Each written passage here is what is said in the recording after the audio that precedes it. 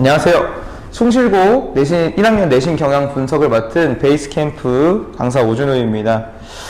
일단은 2021년도 1학기 기말고사가 끝나면서 1학기 시험은 모두 종료가 됐는데요. 학생들이 이제 많이 어려움을 느꼈을 수도 있고 생각보다 쉬웠을 수도 있긴 하지만 어쨌든 이제 기말고사가 끝난 시점에서 우리가 좀 돌아보면서 앞으로는 공부를 어떻게 해야 되는가, 어떤 식으로 접근을 해야 되는가, 이런 걸 좀 같이 살펴보도록 하겠습니다. 그래서 출판사는 신사고 민이고요. 총평을 살펴보시면 전체적으로 중상의 난도의 시험이었습니다 라고 선생님이 스스로 생각해보면 중상 정도 된다 라고 생각이 들었어요. 그리고 문항수는 27문항이고요 타 학교에 비해서 보통인 편이라고 적어놨는데 보통보다도 적을 수도 있어요. 그러니까 평균 미만? 대체로 20문항 후반에서 30문항 초반까지가 일반적인데 평균보다 미만인 편이에요. 그리고 서술형도 없는 전체 객관식이라 일단은 문제 구성 자체는 굉장히 라이트한 편이죠. 문제 수도 적고 객관식이고 하니까 막 시험 막 시간에 쫓기거나 이런 이제 문제는 없었을 거예요. 그리고 시험 문제 대비해서 시험 범위도 굉장히 좀 적절한 편, 시험 범위도 평균보다 좀 적은 편이라고 볼 수 있어요. 오히려 송실 시험이 약간 특징이 그렇습니다. 1, 2학년 막론하고 평균보다 문항수도 적고 시험 범위수도 좀 적고 이런 느낌. 학습의 힘이 덜 들었을 수 있다. 다만 한정된 지문에서 문제가 출제됐기 때문에 시험 범위가 적다고 만만하게 보시면 절대로 곤란합니다. 시험 범위가 적다는 얘기는 그만큼 얼마 안 되는 시험 범위를 더 꼼꼼하게 공부해야 한다는 뜻이기도 해요. 오히려 시험 범위가 왕창 많으면 그 중에서 선생님들이 중요한 것만 내지 각 지문에서 중요한 것만 내죠. 지역적인 걸 잘 안 내시려고 하거든요. 그런데 시험 범위가 적기 때문에 오히려 지역적일 수 있어요. 그래서 개별 지문을 굉장히 꼼꼼하게 파악해야만 한다.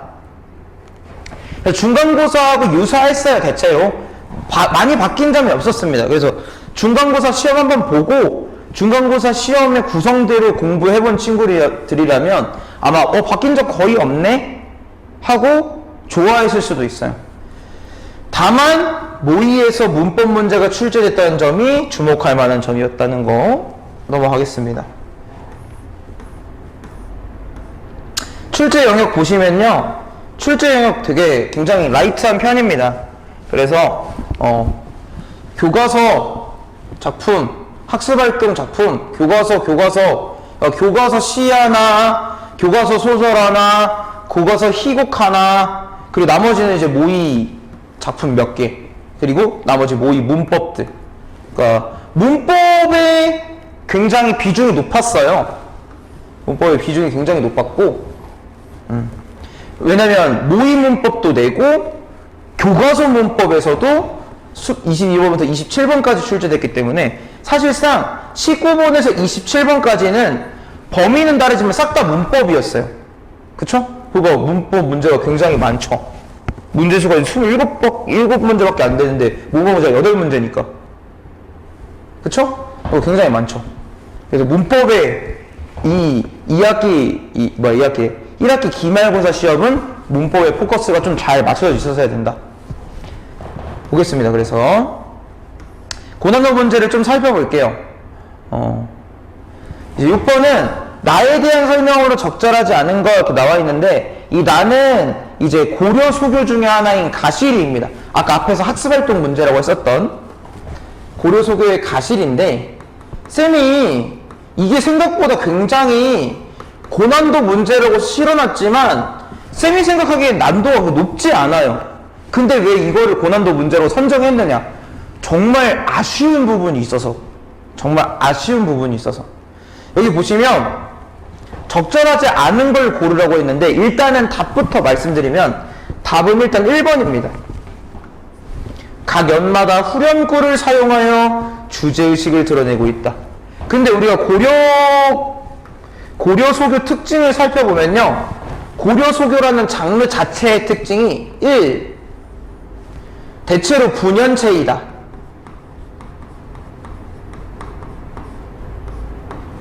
2. 여음 혹은 후렴구를 사용을 한다. 그것을 통해서 악류를 맞춰준다. 세 번째, 332조의 삼음보 형태가 많다. 이 정도가 이제 고려속의 가장 중요한 세 가지 특징인데요. 여기 여음후렴구 쓴다는 말이 있으니까 고려소교에서 여음후렴구 쓴다고 하면 대부분 맞는 선택지예요.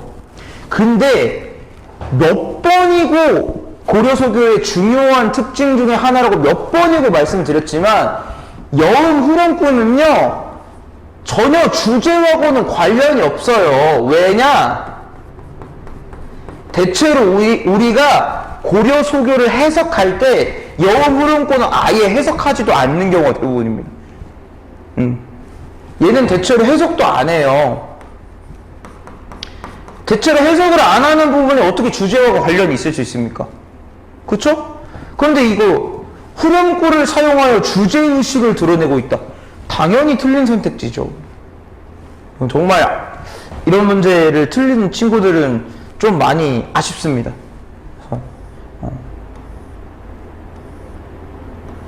27번.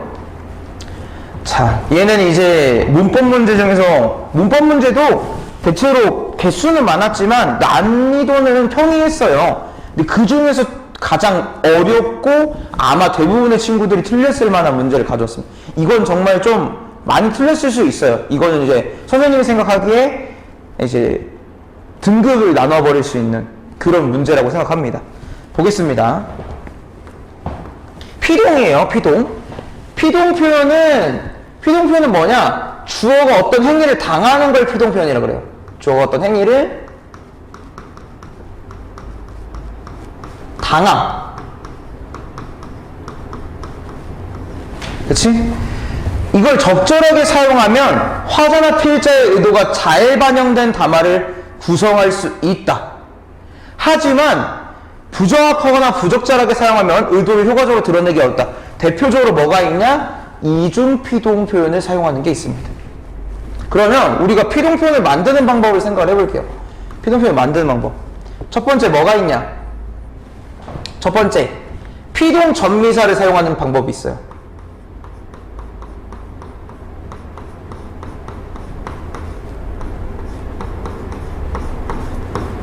이시리기. 그리고 두 번째, 어지다, 개되다, 이런 걸 사용하는 게 있습니다. 아니면 되다를 붙여주던가 이런 식으로.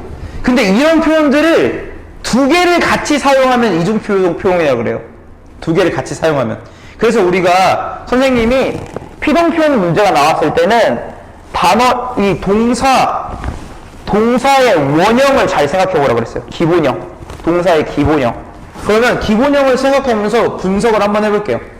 그 선생님은 아직도 그 별명으로 불려진다더라. 그쵸? 기본형을 생각해 봅시다. 별명으로 불려진다더라의 기본형. 부르다죠, 부르다. 부르. 거기에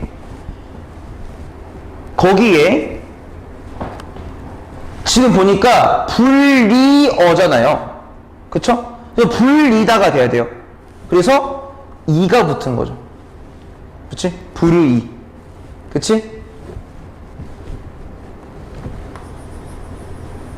그 다음 거기에 어지가 붙고요. 니은 다더라. 참고로 여기 지금 있는 이 문법 요소들은 선생님이 붙임표는 생략을 했습니다. 쓰기 편하게 하려고. 그럼 여기 보세요. 피동전미사 이가 쓰이고요. 그 다음에 어지다가 쓰이기 때문에 이중피동이라고 봐야 됩니다. 그쵸? 적절하죠? 그 다음 젖혀지면 이것도 기본형을 생각해야 돼요, 여러분. 그러면 일단은 젖혀지다? 젖히냐 있네. 그쵸? 젖히다. 근데 여기 보세요, 여러분. 젖히다의 기본형은 젖다잖아요, 젖다. 그럼 젖 플러스 히죠? 어지. 그리고 거기에 연결어미 면이 붙은 겁니다. 그러면 여기서 굉장히 많은 친구들이 무슨 착각을 할 수 있냐면 전미사 이희리기에 히 있네, 어지도 있네, 이중피동인가 보다. 아닙니다. 여러분, 젖히다의 단어 뜻을 생각해 보세요. 나는 의자를 젖혔다, 이렇게 쓰죠.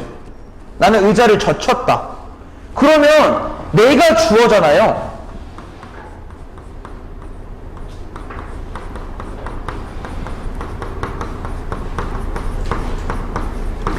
얘는 내가 주어잖아요. 근데 내가 의자한테 어떤 행위를 하고 있어요? 젖는 행위를 하고 있죠. 아까 쌤이 처음에 피동 표현은 뭐라고 얘기했습니까? 주어가 당하는 것, 동작을 당해야 피동이라고 했죠. 근데 여긴 주어가 동작을 하잖아요. 그럼 젖다에 히가 붙음으로써 주어가 어떤 동작을 다른 대상한테 하는 게 강화된 거지. 그쵸? 그러니까 이런 거는 우리가 뭐라 그러냐면, 이런 거를 우리가 사동이라고 얘기합니다. 사동. 사동. 주어가 어떤 행위를 대상에게 시키는 것.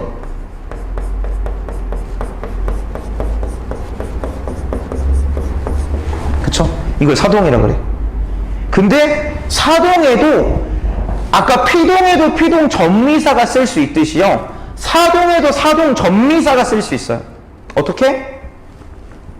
이, 히, 리, 기에 우, 구, 추가 더 추가됩니다. 이렇게 7개. 그러니까 아까 쌤이 여기 위에다가 지금은 지웠지만 피동 전미사에 이희리기가 있었잖아요. 사동 전미사에도 이희리기, 우구, 추가 있어요. 형태가 똑같은 녀석이 있다고. 그럼 쌤, 이희리기는 사동 전미사도 되고 피동 전미사도 되는 겁니까? 그게 아니고요. 그냥 사동 전미사, 피동 전미사 형태가 우연히 똑같은 거예요. 형태가.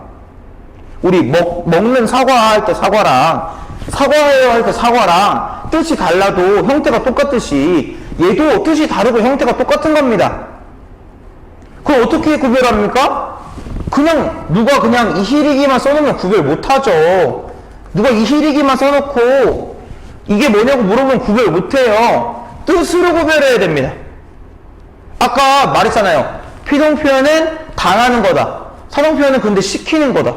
그러니까 얘는 히에다가 어지가 붙었다고 해도 이중 피동이 아니에요. 얘는 사동이고 얘는 피동이니까 사동 하나 피동 하나 쓴 거지. 그러니까 답은 2번입니다. 좀 어려운 문제였어요. 그래서 오케이? 이거를 잘 분석을 해낼 수 있어야 되니까. 그래서 쌤이 말씀드리잖아요, 여러분. 기본형을 잘 알아야 되고, 기본형에 뭐가 붙어서 어떤 의미를 만들었는지 의미를 생각을 해봐야 됩니다. 나머지는 생략하도록 하겠습니다. 2번이라는 중요한 거를 설명을 드렸기 때문에. 그래서 선생님이 학습 방향을 조금 말씀을 드릴게요. 그래서 교과서 모의고사 제재는 완벽하게 반복해서 여러 번 숙지를 해주셔야 돼요. 왜냐면 송실은 시험 범위가 적기 때문에. 정말 중요하다. 문법 시험 때만 공부하는 거 아닙니다, 여러분. 문법 진짜 이번에 대다수 많은 학교들이 기말고사 때 문법이 되게 중요한 학교들이 많았어요. 이 근처 학교들이. 시험 때만 문법 공부하지 마시고 미리미리 하세요. 그리고 지금 되게 좋은 기간이잖아요. 여름방학이라는 아주 좋은 고1 여름방학이라는 아주 좋은 기간입니다. 그리고 세 번째, 수능식 문제 구성에 익숙해지도록 합시다. 왜? 이제 모의고사에서 자꾸 시험 범위를 내잖아요. 그래서 수능식 문제 구성, 수능식 선지, 수능식 보기 이런 거에 익숙해지려고 노력하셔야 됩니다. 여기까지 말씀드리겠습니다. 지금 아마 대부분 이 강의를 보는 친구들이 고1 여름방학을 행복하게 맞고 있겠죠. 행복한 여름방학이 돼야 되겠지만 노는 것도 중요하지만 이 기간에 정말 그동안 부족했던 국어적인 기본 지식을 채울 수 있는 기회라고 생각하시고 꼭 학원을 다니지 않더라도 여러분들이 열심히 기본 지식을 조금 재점검하는 시간이 되셨으면 하는 바람입니다. 여기까지 말씀드리도록 하겠습니다. 감사합니다.